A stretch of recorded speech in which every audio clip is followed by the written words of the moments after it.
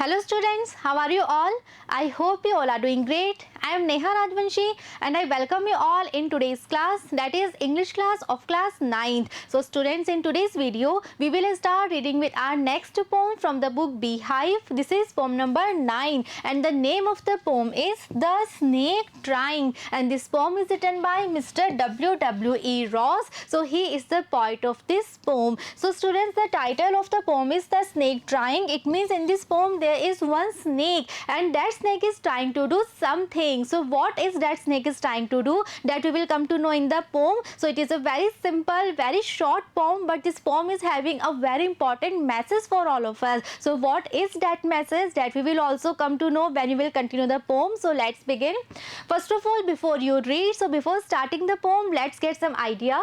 Most of us think of snakes as fearsome symbols of death. So this is very common notions that snakes, they are believed to, they are considered to be very poisonous, very dangerous, very fearsome animals. But the snake in this poem is itself a victim. But the snake that is there in the poem, that is a victim itself. It means the snake that is there in the poem, it is not harming anyone, it is not causing any harm to anyone, but on the contrary, it is the snake that is facing problems, that is facing all the difficulties because of the human being. So this is something very strange. So what is this thing? We will come to know more about this thing in the poem. So let's begin the poem. So students, these are the opening lines of the poem. It's a very simple, very easy, very short poem. So let's read the lines. The snake trying to escape the pursuing stick, a sudden curving of thin long body, how beautiful and graceful are his shapes. So in the very opening lines of the poem, the poet is saying that one snake is there and that snake is trying to escape, and the snake wanted to escape from the pursuing stick. So what is pursuing? Pursuing means following, to follow, or we can say to chase, and stick we all know, right? So one stick is there and that stick is following, that stick is chasing that snake, and because of this the snake, he is very frightened, right? And because of that the snake is trying to escape. It is running and it is just trying to escape from that pursuing stick. Okay, so students, it is very much clear, it is obvious that stick cannot follow one snake. It means one person is there and that person is holding that stick in his hand, and that person is following, that person is chasing, that person is running behind the snake, and the snake is very much frightened, it is so much fearful, and the snake is running. It just wanted to escape itself from that person, from that man. Clear?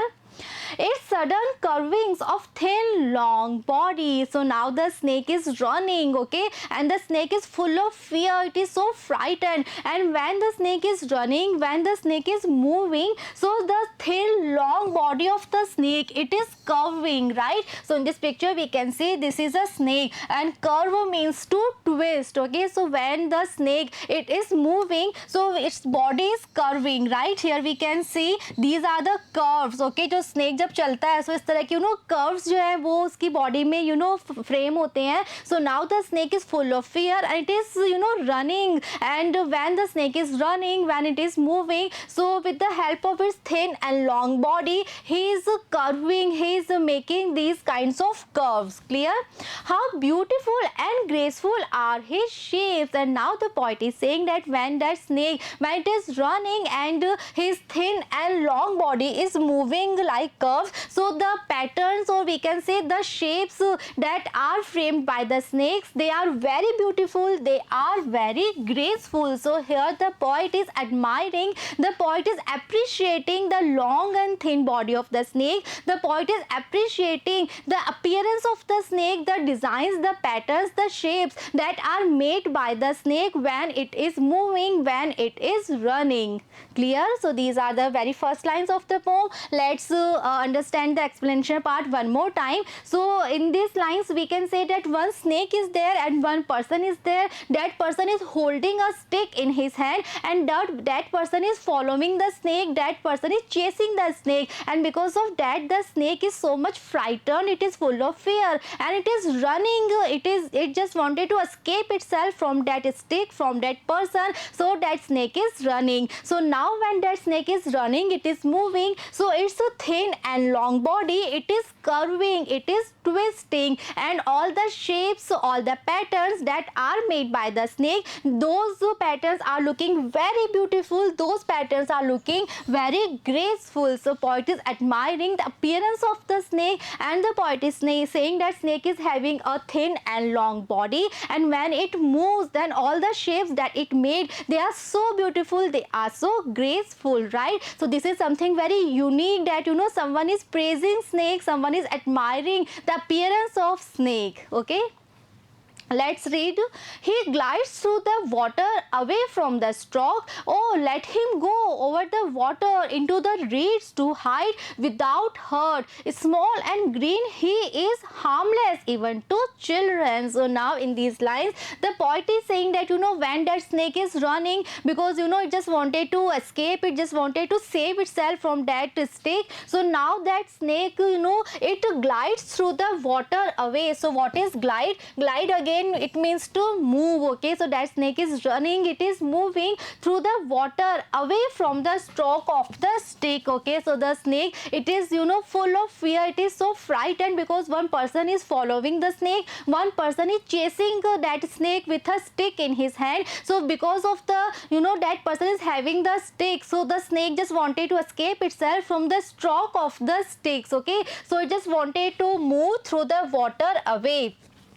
Oh, let him go over the water into the reeds to hide without hurt. So now the poet is having one request. The poet is requesting, and the poet is saying, oh, let him go. Why are you harming the snake? Why are you following the snakes? Just let him go over the water into the reeds to hide without hurt. So what is reeds? Reeds means water plants with thick stems. So in this picture, students, you can see this is the water, right? And all the plants that are here, so all these plants are known as reeds. So this kind of reeds, this kinds of watery plants were there, and the snake was trying to hide into the reeds. So the poet is having this request, and the poet is requesting to that person who is following the snake with a stick, and the poet is saying that, oh, let him go over the water, don't harm the snake, just let him go over the water into the reeds, because the snake is going to this side only, and the poet is saying it just to hide him without hurting, right? So the poet is requesting the person, and the poet is saying that don't to harm the snake, don't hurt the snake, just let him go, just let him hide where? Into the reeds. Clear?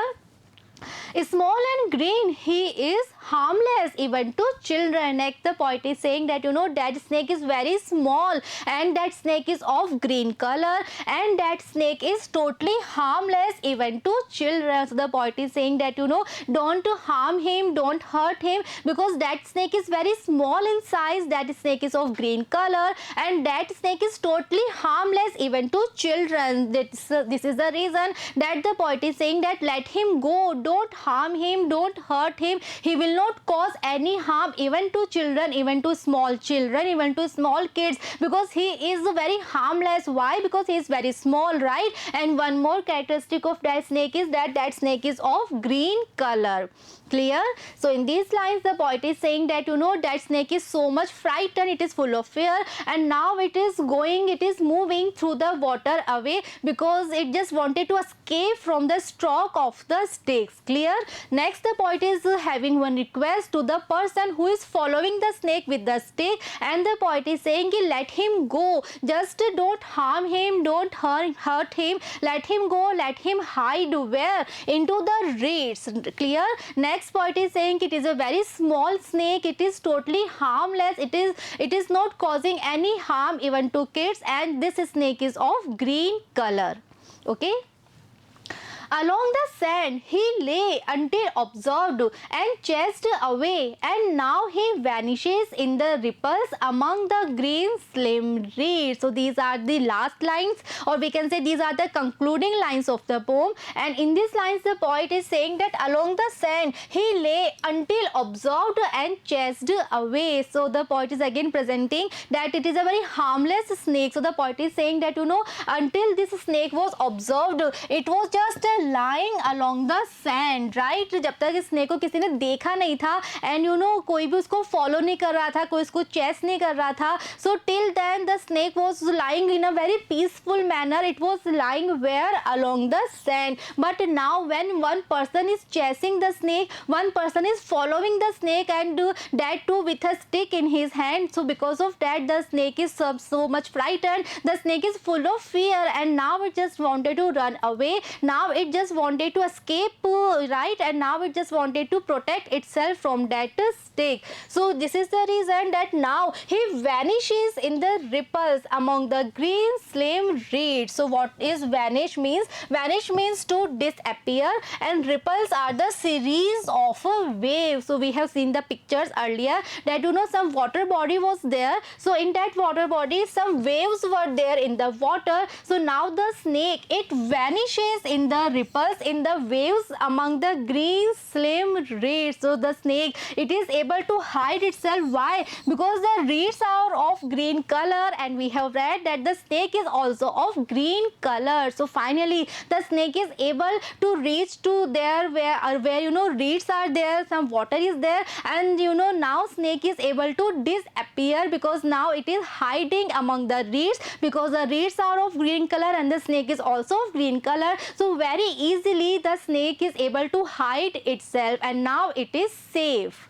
Clear? So these are the last lines of the poem. Let's read one more time. So in these lines the poet is saying that until no one observed that there is a snake, until no one was following the snake was in a very peaceful manner, and it was just lying along the sand, right? But now when person is following the snake, and that person is chasing the snake with a stick, so this is the reason the snake is so much frightened, it is full of fear, and now it is running because it just wanted to escape. And this is the reason that now finally it disappears in the ripples among the green slim reeds that were there in that water body, and now finally the snake is safe, right? So this is the poem. It's a very short, very simple poem, and the message that the poet actually wanted to convey with the poem is that we should not harm anyone, we should not hurt any creature unnecessarily. If that creature is not hurting you, if that creature is not causing any harm to you, so you just don't need to harm that creature,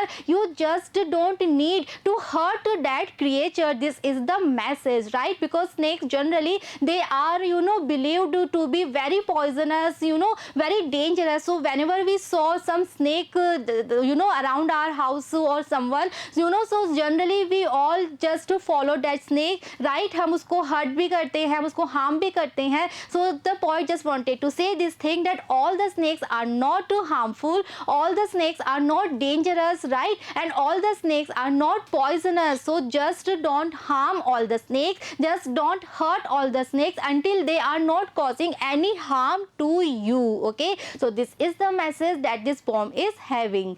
Clear?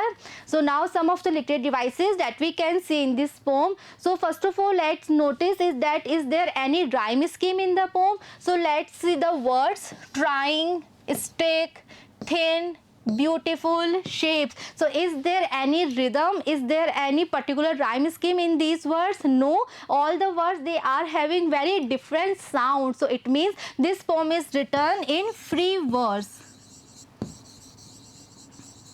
So what is free verse? Free verse is a kind of poetry that are written without following any particular rhythm, without following any particular rhyme scheme. So throughout the poem we cannot see any rhythm, we cannot see any rhyme scheme. So this is the perfect example of free verse. Clear? One more literary term that we can see in these lines is transferred epithet.